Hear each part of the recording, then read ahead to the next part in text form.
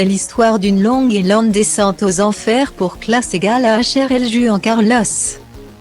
L'ancien roi d'Espagne, qui a abdiqué en faveur de son fils Felipe VI en 2014, a connu plusieurs frasques très embarrassantes ces dernières années, pourtant très populaires durant son règne.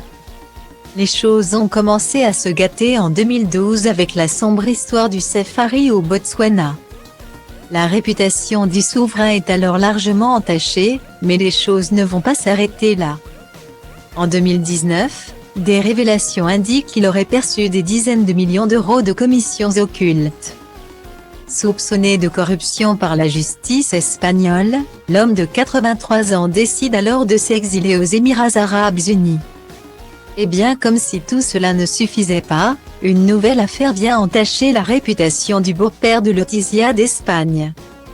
Selon les informations obtenues par le site Histoire Royale le 28 juillet dernier, l'ancienne maîtresse du souverain espagnol, Corina Larsen, a demandé une injonction d'éloignement à la justice britannique au mois de décembre 2020 contre Juan Carlos. Se sentant sous la menace de l'entourage de l'ancien roi, elle a donc pris une décision assez radicale. Visiblement peu rassurée, Corina Larsen a, par le biais de ses avocats, déposé une plainte pour harcèlement et surveillance illégale, visant directement Juan Carlos.